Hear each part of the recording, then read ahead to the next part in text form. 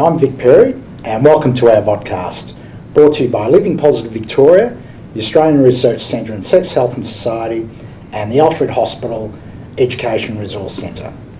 I'm a Health Promotion Officer with Living Positive Victoria, and joining me today is Jennifer Power, Coordinator of the HIV Futures Survey at La Trobe University, and Graham Brown, who's the Research Fellow a Research Fellow at La Trobe University.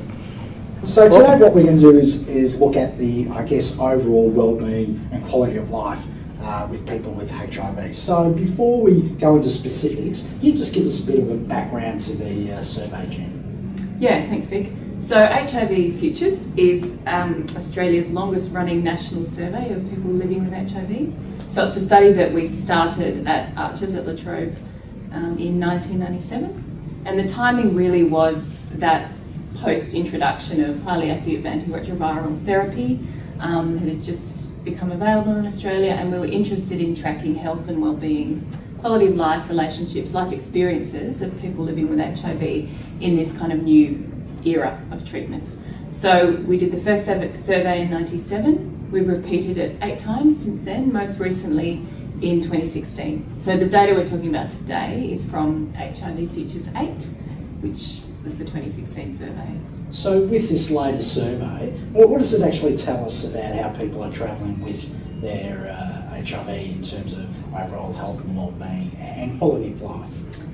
Look, it tells us that people are travelling really well, actually, which is what we expected. People report really good physical health overall, really good general well-being, which is emotional, physical health kind of combined.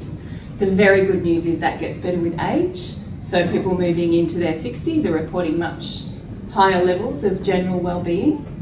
The less good news is that overall physical health, self-reported physical health, so what people are telling us about their health, is lower than the Australian average. But we might expect that because the age range is quite wide in HIV Futures, but we did hear from quite a few people aged over 50. So that does incorporate age-related issues. Aging, yes, as well as HIV-related issues. But the other thing that was really quite pronounced was mental illness, mental health problems. So we absolutely had a significantly higher level of reported anxiety and depression among our sample than what we'd see in the general population. And that's something we've seen pretty consistently, actually, over the years. So with HIV, I guess what is it, Graham, about HIV and the impact that it has on people's wellbeing and overall quality of life? It's interesting because we can compare some of those results, as Jen has to some extent, to say living with other chronic illnesses. So certainly as Jen said, the Futures study is really about that, or the time it's been running has really been about that move of HIV moving into, for a lot of people, what is an ongoing managing of a chronic illness. But there's elements with HIV that do make it very different. Unlike most chronic illnesses, we know that it has a very direct impact around relationships, sexual relationships and so on. Has a very different flavours around stigma and so on and so forth. And also has a big impact in the history of HIV around isolation. So we have a lot of people, say older people with HIV, who lost a lot of their friends and networks and peer group around them.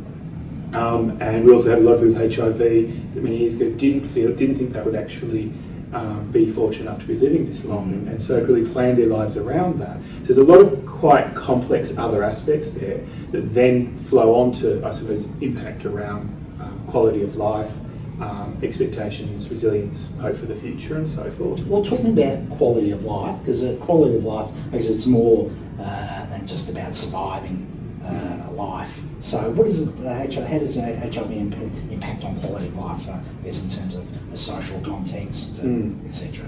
Well, there's a couple of good examples. I mean, one example to look at is the way, say, stigma around HIV impacts on people's lives.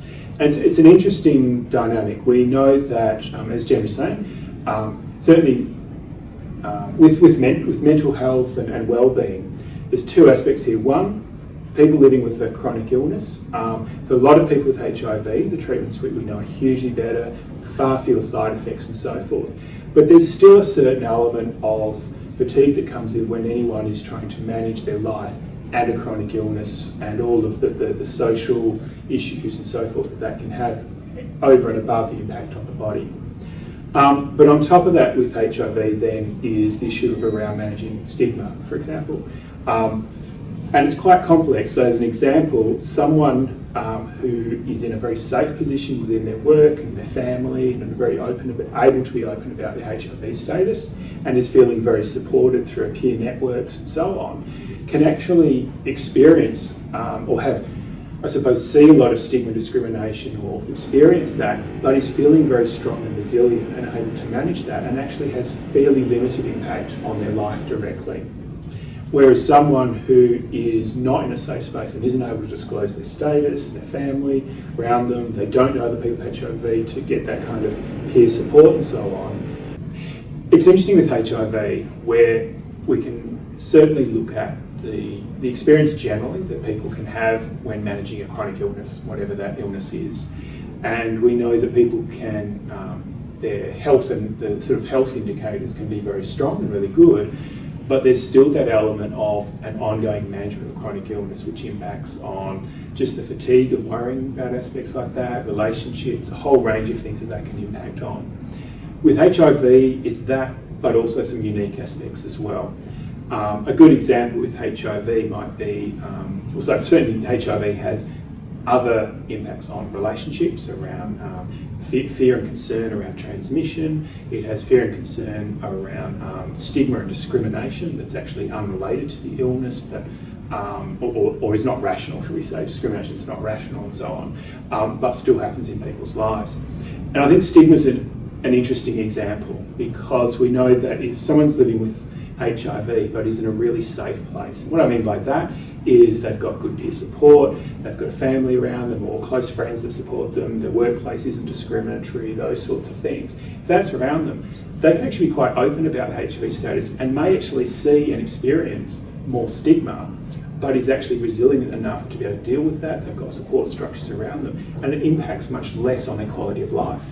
Whereas someone, for example, that is not in a safe place is needing to not disclose their HIV status for safety reasons or to maintain their job or a whole range of things, then that means they're actually trying to maintain that security by themselves over a long period of time. That has a big impact on issues around isolation, around fatigue and so forth, and certainly, as Jim was saying, can have a big impact around mental health generally.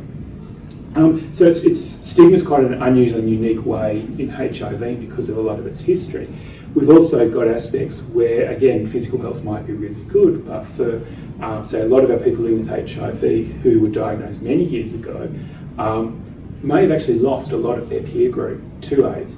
And so that experience, it's not just the fact that a lot of friends die, but then maybe much later in their life and don't actually have the support structure that many other people might take for granted. And beyond that too, I think a lot of, certainly people who've been living with HIV for a longer time, potentially also changed their career when they were diagnosed, potentially became unwell for a while, potentially lost their income base. So we certainly saw, we found a much lower average income among the HIV Futures sample than what we'd see in the Australian population. So it also compared to education, so higher education levels, but lower average income. So I do think that's kind of showing the impact. So that's interesting in terms of income, and that's people who do have an income. There is a disproportionate number of people who are on disability support pensions, aren't there? Yeah, it's quite high. It's difficult for us to tell if that's because we've captured people who are more connected with services who might be more unwell and so therefore more likely to be on a disability support pension, or if that's the general structure or experience of that population. And then taking that into account, obviously, what about, say, the poverty line? Is there a certain number of people that are still living below the poverty line, and is that higher than the general population? Certainly in HIV Futures, we've consistently found that we have quite high numbers of people who are living on very low incomes. And we certainly found that among women particularly, but in general as well. And that, I think it's important to, the element there of the risks that people, say, on a lower income might be needing to manage around disclosure in workplace environments, that what they're risking around disclosure might be quite different to someone who's in a much more either affluent or more secure position. And so it's not just the, I suppose, quality of life of what you can afford or not, but the impact that broader social stigma can have, and what, how much confidence you've got to actually to do things. Certainly what we've found, so a lot of my research around the peer support, and certainly a lot of the research shows that people with HIV that have connection or know other people living with HIV has a really big, I suppose, contribution to feeling confident about managing and so forth, quite independent of income, age, and so forth. That doesn't necessarily mean that other people with HIV are their closest friends in the whole network of people with HIV in that sort of sense, but simply that element of I'm not managing this alone, I'm doing pretty well, and others are, I suppose, tackling and succeeding with similar problems that I'm challenged by. And we raised that point in another podcast where we covered stigma and the impact on disclosure, where a person who knows that they're not on their own, who are connected to other people with HIV, can have a huge impact on their confidence in dealing with HIV, which in turn has an impact on their well-being, for both physical and mental well-being.